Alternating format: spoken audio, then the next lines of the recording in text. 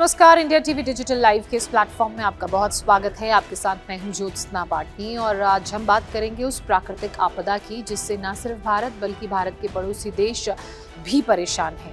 आज दो प्रमुख इंसिडेंट्स मैं आपको बताने वाली हूँ। एक भारत में जो भूस्खलन से भारी तबाही मची, इसके अलावा चाइना में किस तरह के हालात हैं, खासकर चाइना का जो नॉर्थ वेस्टर्न रीजन है वहाँ कैसे भूस्खलन के साथ साथ एक और खतरा है जो वहाँ के आम लोगों को प्रभावित कर रहा है।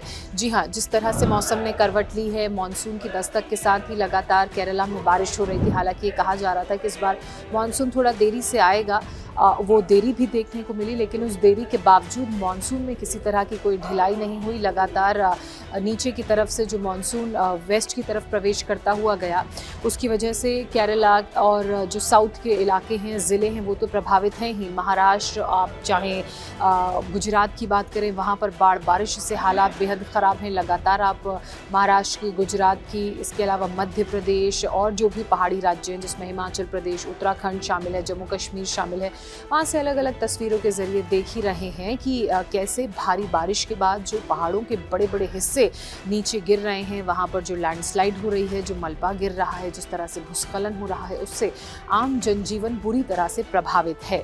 लेकिन आज केरला की बात इस लिहाज से करना भी बहुत ज़रूरी हो जाता है क्योंकि केरला वाली ये जो लैंडस्लाइड हुई, जो भूस्खलन हुआ, इसे मैन मेड लैंडस्लाइड का नाम दिया जा रहा है। केरला के मिनिस्टर, एग्रीकल्चर मिनिस्टर की तरफ से बाकायदा ये कहा गया है कि यहाँ पर एक टनल में काम चल रहा था खुदाई का, और टनल की खुदाई के काम में जो खुदाई के बाद मिट्टी निकलती है, उसे बाहर ही एक फ्लाईओवर था, उसके बगल में ही इकट्ठा करके रख दिया गया।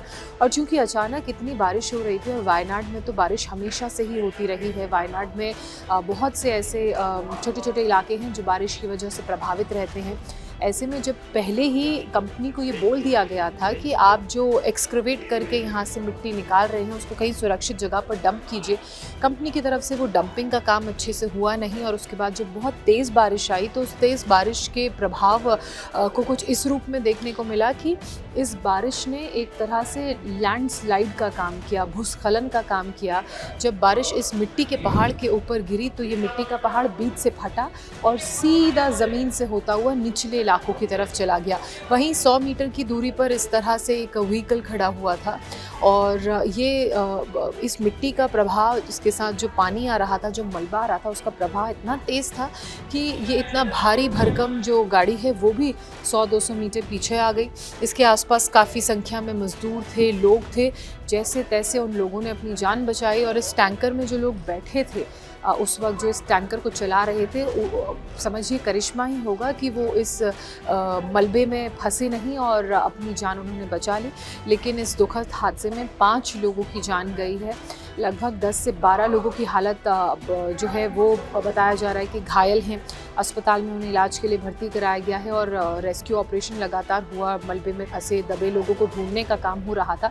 लेकिन सवाल ये नहीं है, सवाल ये है कि क्या ये जो आपदा यहाँ पर थी ये नेचुरल थी या मैनमेड थी। तो अब इसको लेकर चाहे आप पीडब्ल्यूडी मंत्री, केरलम के पीडब्ल्यूडी मंत्री की बात करें या फिर केरला के एग्रीकल्चर मिनिस्टर की बात करें, उनका साफ साफ ये कहना है कि ये जो मैनमेड डिज़ास्टर हुआ, इसके लिए सीधे सीधे वो कंपनी जिम्मेदार है जो वहाँ पर टनल की खुदाई का काम कर रही थी। हालांकि कंपनी की तरफ से सफाई दी गई है कि जो भी स्टैंडर्ड प्रोसीजर्स होते हैं इस तरह के कामों को करने के लिए, जो भी प्रोटोकॉल्स फॉलो करने होते हैं, वो सारे प्रोटोकॉल्स फॉलो करके ही कंपनी खुदाई का काम कर रही थी।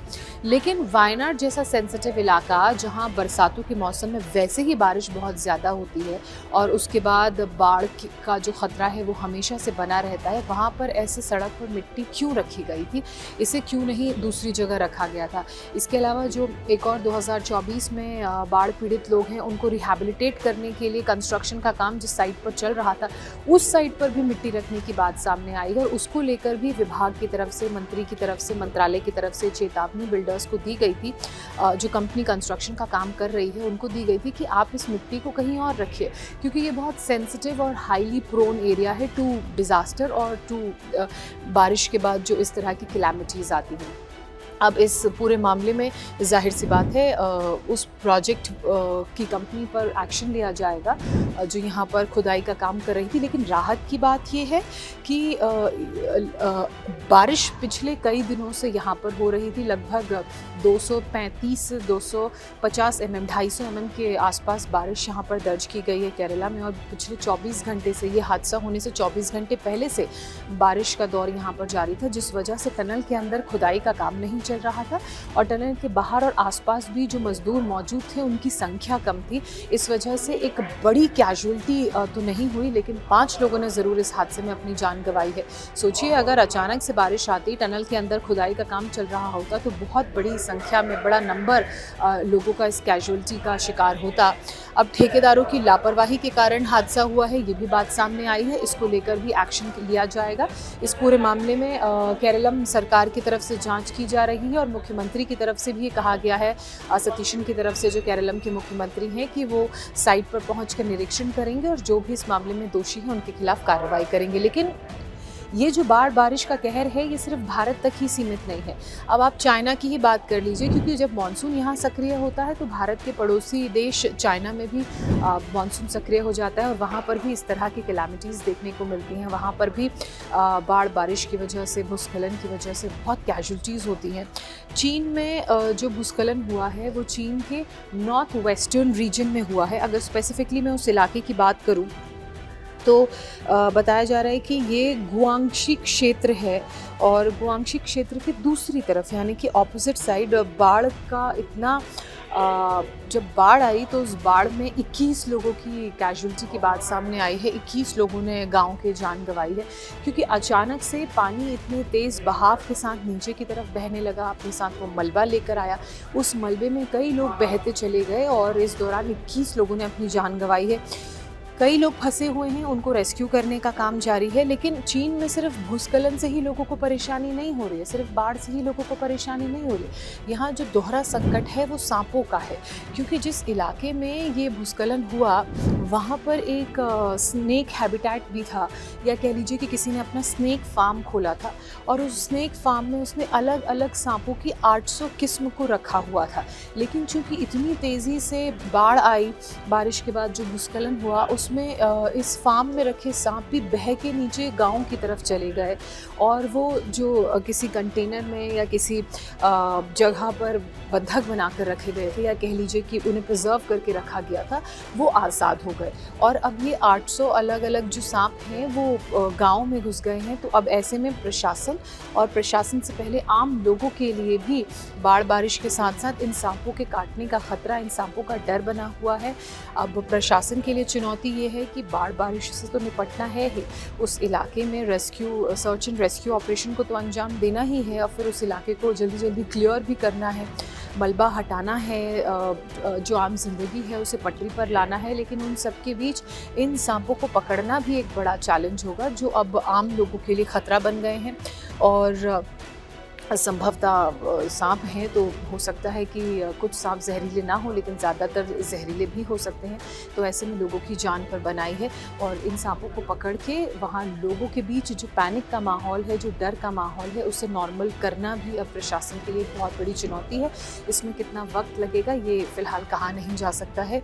लेकिन यहाँ पर भी जो चाइना में भी भूस्खलन हुआ, उसको लेकर भी अब जाँच की बात कही जा रही है। जो वहाँ के लोकल अधिकारी हैं, जो वहाँ के विधायक हैं, जो वहाँ के रिप्रेजेंटेटिव्स हैं, उनकी तरफ से कहा गया है कि ये बारिश कैसे आई इसका भी अंदाज़ा नहीं है। ये जो भूस्खलन यहाँ हुआ ये किस तरह से हुआ, क्या ये नेचुरल था, क्या ये मैन मेड था, इसकी जांच की जा रही है। क्योंकि जिस वक्त भूस्खलन हुआ उस वक्त उसके बाद जब रेस्क्यू ऑपरेशन शुरू हुआ तो रेस्क्यू ऑपरेशन के दौरान मौसम बिल्कुल साफ़ था, धूप निकली हुई थी, सुहाना मौसम था। ऐसे में ये कई तरह के सवाल खड़े करता है। अब किसी तरह की कोई वेदर फोरकास्ट भी जारी नहीं किया गया था इस तरह की चाइना के इस नॉर्थ वेस्टर्न रीजन में, शुआंगांग में इतनी भारी बारिश होगी उसको लेकर। और यही अब कारण है कि इस इंसिडेंट में भी जांच की जाएगी। जो लोग फंसे हुए हैं उनको निकालने का हालांकि लगातार काम हो रहा है। लेकिन अगर चाइना के इस प्रांत के इस क्षेत्र की बात की जाए तो लगातार जब भी मानसून सक्रिय होता है, लगभग जिस वक्त भारत में मानसून सक्रिय होता है उसी के आसपास चाइना में भी मानसून सक्रिय होता है। तो वहाँ पर अक्सर देखा गया है कि बारिश की वजह से गांव के गांव गांव बह गए, बड़े नंबर में लोगों की कैजुअल्टी यहाँ पर हुई है, डेथ कैजुअल्टी। इसके अलावा विस्थापन का काम यहाँ पर चलता रहता है क्योंकि ये लो लाइन एरियाज़ हैं, और जब ऊपर से पहाड़ मलबे के साथ, कंकड़ पत्थर के साथ और बड़े बड़े जो पहाड़ों की चट्टानें हैं वो बहकर नीचे की तरफ आती हैं, तो जो रिहायशी गांव वाले इलाके हैं वही सबसे ज़्यादा प्रभावित होते हैं। अब दोनों ही मामलों में जांच होगी और उस जांच के बाद पता चल पाएगा कि खासकर जो चाइना वाला मामला है, क्या ये मैन मेड डिज़ास्टर था या ये नेचुरल कैलामिटी थी। हालांकि केरला वाला तो ये बिल्कुल स्पष्ट और साफ है कि वो नेचुरल कैलामिटी सिर्फ बारिश थी, लेकिन वहाँ जो मिट्टी खिसकी है, जो मिट्टी दरकी है और नीचे की तरफ बड़ी है, जिसकी वजह से मलबा पूरे इस इलाके में भर गया, 5 लोगों ने अपनी जान गंवाई, वो पूरी तरह से एक मैन मेड डिज़ास्टर था। ऐसी जगह जो सुरक्षित नहीं है, वहाँ पर मिट्टी जो खुदाई के बाद टनल से निकल रही है, उसे डंप क्यों किया गया? उसकी डंपिंग के लिए कोई प्रॉपर डंपिंग यार्ड क्यों नहीं बनाया गया? उसका टेक केयर क्यों नहीं पहले से किया गया? क्या इस तरह के हादसों को, क्या इस तरह की घटनाओं को न्योता दिया जा रहा था? अब इस एंगल से जांच होगी और जांच के बाद जो भी दोषी पाया जाएगा, कम से कम सरकार का ये कहना है कि उनके खिलाफ एक्शन लिया जाएगा।